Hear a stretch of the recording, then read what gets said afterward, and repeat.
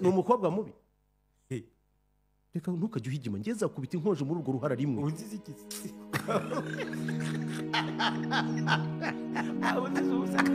urumva kuko amazi aberaho kureba uretse se mon frère icyo nakubwira ikintu kimwe urakoze cyane afande afande reka kuva ngo turarwanya itegeko utanatwangisha n'abaturage ntago turi mu kurwanya itegeko kandi afande reka twumvikane afande ntago turi mu kurwanya itegeko ntago turi mu kurwanya itegeko witubekera dutega amatwi natwe tuvugisha ukuri afande tuguhamagaye kugira ngo tuganire itegeko ahubwo ni mwebwe muri mu kuryica itegeko ibyapa bya 60 uwarisomye mu gitondo ryigisha abaturage ni naryo twababwiye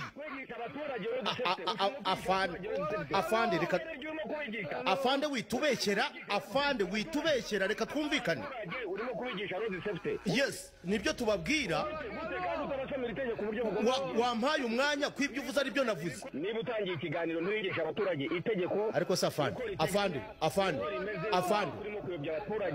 urashije kuyobya abaturage we wakwishinje kubwira abantu ko batagomba kurenza umuvuduko wa 40 mu mujyi wa Kigali none niyambike ikote rinini usubirize leta oya ndavuga nk'umunyarwanda noneho antake impuguke mu bibazo by'akarere ntabwo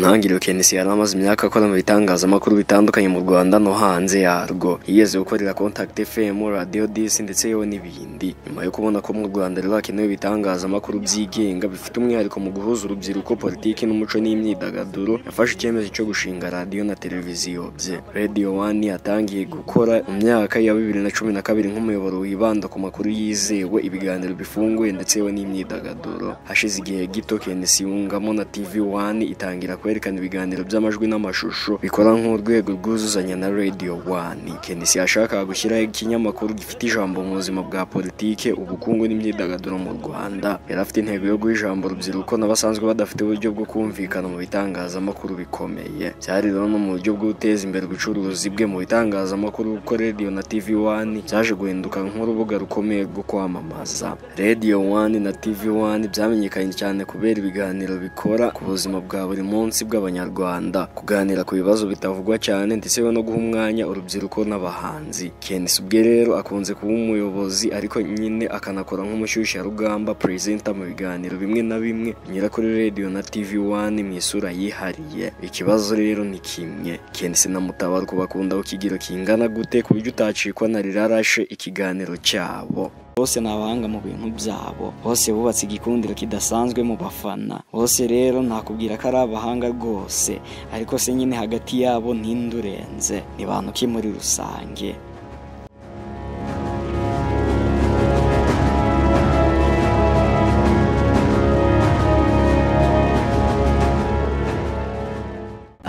none niyambike ikote rinini usubirize leta oya ndavuga nk'umunyarwanda noneho antake impuguke mu bibazo by'akarere ntabwo uri impuguke muri ibi bibazo njye ntabwo ndi impuguke ndi impuguke uri umufana none se so kuvuga ibyawe wahagumye nk'umufana s'il vous plaît ntukajye unesha agaciro nguki intege s'il vous plaît ndagusabye mu burenganzira mfite bwo kuvuga uko mbitekereza ndagusabye Angel Beri nyubaha nubwo nduta imyaka ariko ugomba kunyubaha ibyo ntacyo bivuze weho muze niba ugiye kuvuga s'il vous plaît nakubwiye ntireka namba ikote rinini ubundi mvuga ijambo uvuge nkande ariko wowe urashinzwe wowe nyine umbwira unese ndi kuvuga nande noneho ndavuga nk'umunyarwanda uri concerned can you keep quiet and I talk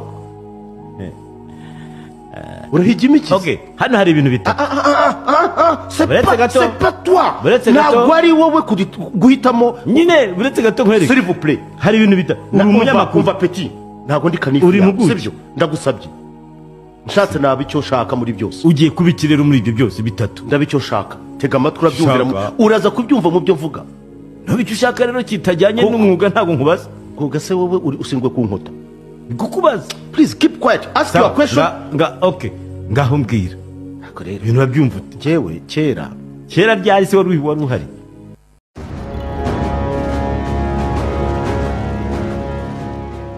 wumvishe byinshi unareba byinshi. Reka uyu munsi mu kiganiro cyacu ducukumbure birambuye ubuzima bw'ibanga uyu mugabo yiberamo butagiye hanze kenshi. Ibisanzwe nitwa Raymond Green, urihine unyite The Green. Ikaze mu kiganiro cyacu cya none, ikaze kandi kuri Kigali Post.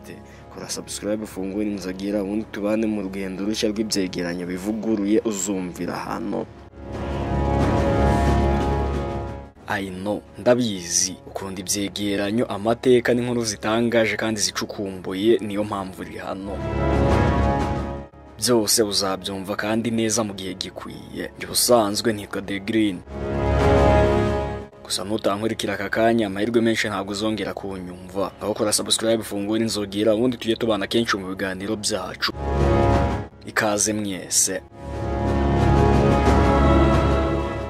Ubundi se uyu munsi wa none hari ikintu we propose abantu tumutungure nanavuga ko ari nikosa turaba ntitumubaza kugambanira igihugu, turaba tumubaza kubiye we reba utekereza ngewe ngira uti dutungure uyu nguyu kandi abari umuntu mwafande. Shaka fande urashaka afande civilian wiki tamagere CDS afande Mbaraga yakwanga ko kwitaba cyangwa retired. Urashaka retired indi rega burya nta James Kabare kubabwe.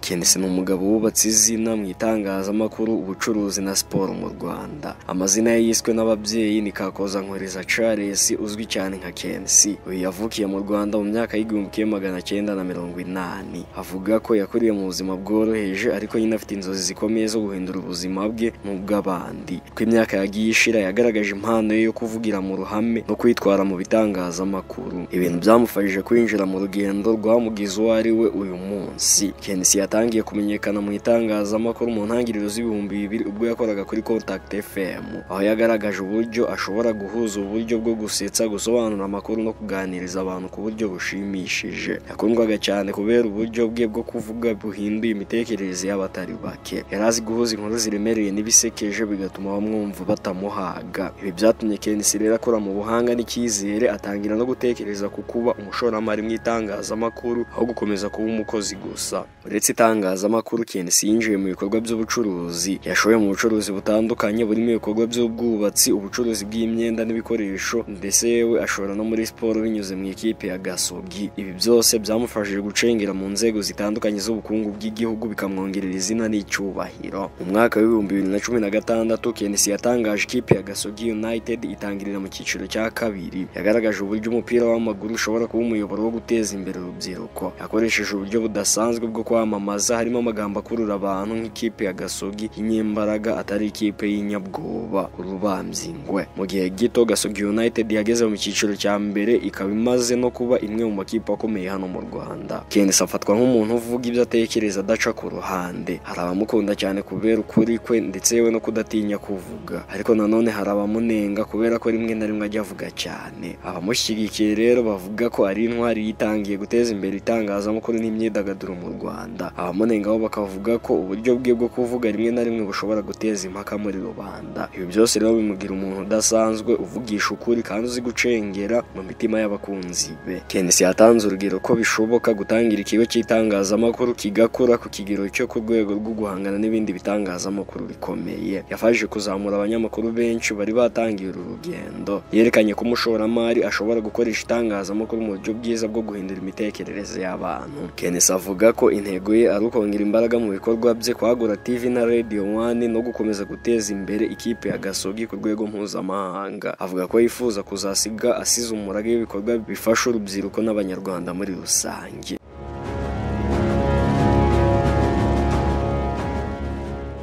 Mu gusoza rero nakubwira ko Kakozankweriza Charles cyangwa Kenesi ari urugero rw'umuntu wakoresheje impano n'ubushake bwe kugira ngo yigeze ku ntego ze. Mu itangazamakuru, ubucuruzi na siporo yamaze kwerekana ko ushobora kuva hasi ukagera hejuru hashoboka, ugatsinda imbogamizi kandi ugahindura amateka y'urwego urimo.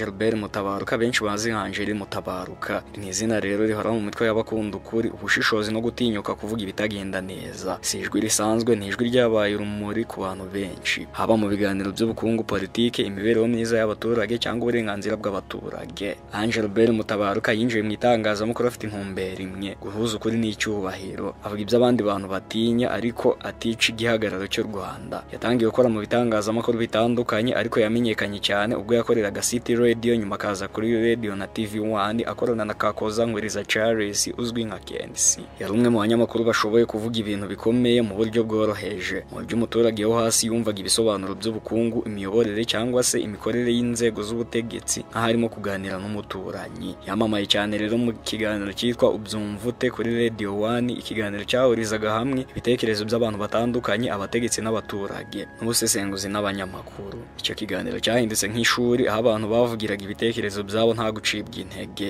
Yagaragazaga ubushishozi, akababaza ibibazo byihariye ariko nyine akabyambika ururimi rutoroshya umwuka. Yari umunyamakuru w'ubwenge n'icyubahiro, utigera avuga ko asebya umuntu ariko agasigira ubutumwa bugaragara.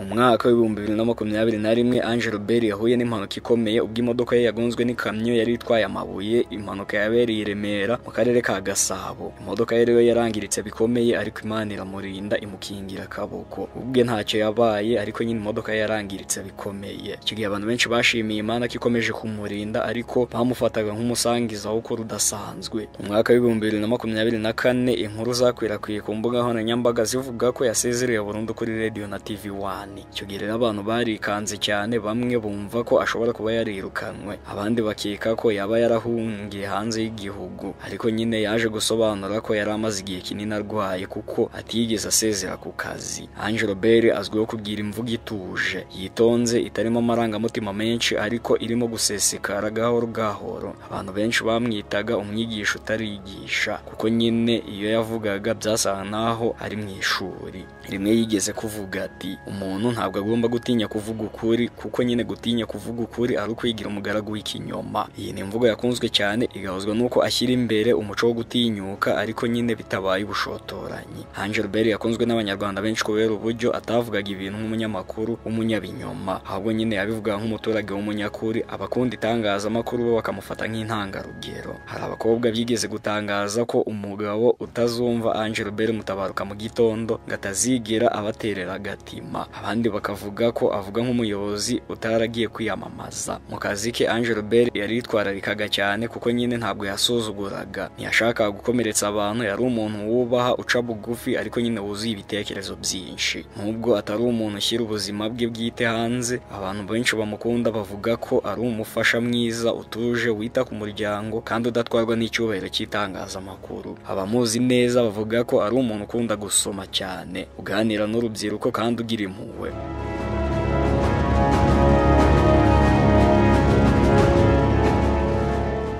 Undi Angelbert Mutabaruka yavukiye mu ntara y'Amajyaruguru mu karere ka Gicumbi. Angelbert Mutabaruka ntabwo ari umunyamakuru usanzwe, ni ijwi ry'ubwenge, isoko y'ukuri n'umuyobozi mu itangazamakuru utari yicara mu biro ngatega amatwi gusa, ahubwo wagiye imbere y'abantu ngo abavugire. Yabaye intumwa y'itangazamakuru rirengera rubanda, akaba umuntu wasize isura idasiba mu mateka yarwo mu Rwanda. Angelbert Mutabaruka ni umunyamakuru w'umunyarwanda uzwi cyane mu itangazamakuru ariko kugeza ubu nta makuru yizeho yerekana ko hari inkuru y'urukundo rw'ubuzima bwe bwite. Nta tangazo cyangwa ikiganiro kizwi yigeze atanga ku buzima bwe bwite bw'urukundo. Hari amashusho amwe n'amwe yagiye ashyirwa ku mbuga nkoranyambaga nk'agaragaza mu biganiro by'urwenya n'inkuru z'urukundo, ariko nyine ntibigaragaza neza ko ari inkuru ye bwite cyangwa se niba ari ibiganiro by'uruhererekane rusetsa. Mu gihe nta makuru yizeho ahari ku rukundo rwe, Angelbert Mutabaruka azwiho kugira ubuhanga mu itangazamakuru, aho akunda gutanga ibitekerezo byubaka kandi bifite ishingiro. Yagize uruhare mu biganiro bitandukanye aho yagaragaje ubushishozi n'ubunyamwuga mu gukemura ibibazo byugarije sosiyete. Inkomoko y'ubuhanga bwe n'ubunararibonye bwa Angelbert Mutabaruka ni urugendo rurerure rwubatswe mu bintu bitatu by'ingenzi. Icya mbere ni uburezi, icya kabiri ni uburambe mu kazi, icya gatatu ni imyumvire yihariye mu itangazamakuru. Nubwo nyine nta makuru yihariye agaragaza amashuri yize cyangwa se nyine ibindi bintu by'amahugurwa yaba yaritabiriye, bigaragara ko Angelbert Mutabaruka afite ubumenyi buhambaye mu bijyanye n'itangazamakuru n'isesengura. guhindura bituruka ku masomo yize n'ubunararibonye amaze kugira mu kazi. Urugero atunganya ibiganiro, uko ashyiraho insanganyamatsiko zisesenguye n'uburyo abaza ibibazo bifite aho bishingiye, byose bimugaragaza ko afite ubumenyi bushingiye ku masomo n'ubusomyi bwimbitse. Angeli Mutabaruka nanone yanyuze mu bitangazamakuru binyuranye bikaba byaramuhaye uburambe. City Radio, aha ni naho yatangiriye kwamamara cyane akora ibiganiro bihuriza hamwe ibitekerezo bitandukanye mu bwisanzure. Radio na TV1, aha yaje gukorana na Kakoza Nkuriza Charles uzwi cyane nka KNC, aho yazamuye mu ntera rero abo umwe mu banyamakuru bakunzwe mu gihugu hose. Yamenyekanye cyane mu biganiro nka Ubyumvute n'ibiganiro by'imisanzu y'abaturage, amakuru asesengura ku bukungu n'imibereho y'abaturage. Iyi myaka yose yamuhaye uburambe bwo kumenya uko abantu bamutekereza, ibyo bakeneye kumva, ndetse yewe n'ikitangazamakuru bifite nk'inshingano mu kubahindurira ubuzima.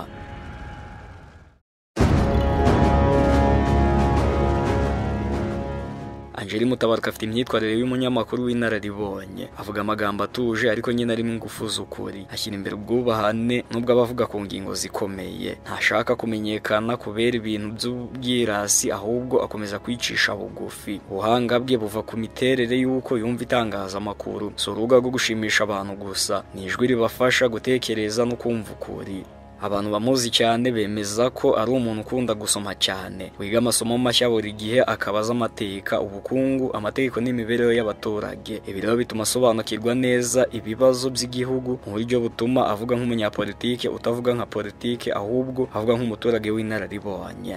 Imwe rero mu mpano zikomeye afite ni ugutega amatwi neza akumva buri wese, yaba umuyobozi cyangwa umuturage usanzwe. Ibi bimufasha gutanga igisubizo gihuza n'ibitekerezo byose, ntabe umuhuza gusa, ahubwo akaba umwimakaza w'ukuri. Ubuhanga n'ubunararibonye bwa Angeli Mutabaruka bushingiye ku kwicisha bugufi, kumva inshingano z'itangazamakuru no gukunda ukuri. Ni icyitegererezo cy'umunyamakuru uzamura ireme ry'itangazamakuru ritanga ibisubizo, aho kuba iryo gukurura ibyaduka. Nibyo hari igihe Angelo Bell Mutabaruka na KNC Kakoza Nkuriza Charles nyine bagaragaye nk'abantu bafitanye umubano utari usanzwe, wagiye ugaragaramo kutavuga rumwe cyane cyane ku micungire y'akazi, ariko kandi bose bagakomeza gukorana igihe kirekire. Ibi byatumye benshi bavuga ko bakundaga gushwana ariko nyine ntibatane. Urujijo rwatumaga abakunzi babo bakomeza kubakurikirana. Angeli Mutabaruka yakoranye igihe kinini na KNC ari kuri Radio na TV1, ibitangazamakuru KNC ubwe yishingiye. Bombi rero bafite imirongo y'imitekerereze itandukanye. Angelo Bell akunze gushyira imbere ubushishozi, impaka zumvikana n'ubwisanzure. KNC akagaragara nk'umuyobozi wifuza ko ibintu bikorwa mu buryo bwe kandi bwihuse. Ku gutandukana mu mico n'imyifatire kwagiye gutuma bagira impaka zikomeye zitari iz'amagambo gusa, ahubwo zikagira ku rwego rwo kutumvikana mu buryo bugaragara. Mu mwaka w'ibihumbi 2023 na 2024 hari ibihuha byinshi byacicikanaga kuri interinete bivuga ko Angeli yirukanwe cyangwa se yahisemo kugenda bitewe n'uko atemeranyaga na KNC ku micungire y'ibiganiro. Hari n'igihe yakoreshejwe nabi mu itangazamakuru, cyane cyane kuri YouTube, bavuga ko yahunze umuvuduko wa KNC cyangwa yarirukanwe ku ngufu. Nyuma yaho Angelo Bell yaje gutangaza ko yararwaye igihe kirekire, ko atigeze asezera cyangwa se ngo yirukanwe, ahubwo yari mu kiruhuko cy'ubuzima. Ibi bikerekana ko imvururu zakorwaga n'abanyamakuru batizewe zari zarabaye ibintu byo kubyaza inkuru gusa. Nubwo bamwe bavuga ko gushwana kwa KNC na Angeli byari bikabije, ababakurikira cyane bavuga ko gushwana kwabo kwari gufite akamaro, byajyaga bituruka ku bitekerezo batumvikanyeho, ariko nyine ntibibaviremo inzangano. KNC ubwe yigeze kuvuga ko nubwo batavuga rumwe, Angelo Bell ari umuntu w'ingenzi kandi ko akunda abakozi batinyuka kumwereka uko ibintu biteye. Ibi byagaragazaga ko nubwo bapfa ibintu bimwe na bimwe bubahana ku rwego rwo hejuru. Angeli Mutabaruka na KNC ni abantu babiri bafite imyumvire ikomeye kandi itandukanye, ariko bakaba barakoranye igihe kinini kubera ubushishozi bwabo n'ubunararibonye n'ubwubahane ku kazi. Gushwana kwabo rero sinzika, ahubwo ni ingingo ishingiye ku mitekerereze ikomeye kandi ifite intego. Kandi nyine nk'uko bisanzwe mu buzima bw'akazi, aho hari ibitekerezo bikomeye ntihabura ubushyamirane, ariko aho habonetse ubwenge bw'impande zombi hashobora kuvamo impinduka zikomeye. Uzi ko ntari mbizi, iyo nyinya urayifite cyangwa ndayifite, cyangwa nuko utakundaga guseka? ntabwo nyaseka n'ubundi nzi mbaseka. Siko ntari nzi ko ufite inyinya wanjye. Tuzifite twebwe. Ibyo bintu ikiganiro rero tugakomeze ku nyinya, none ikiganiro tubireka ruriho ako kara. Twari tugiye kwigira ku nyinya ikiganiro tugakireka.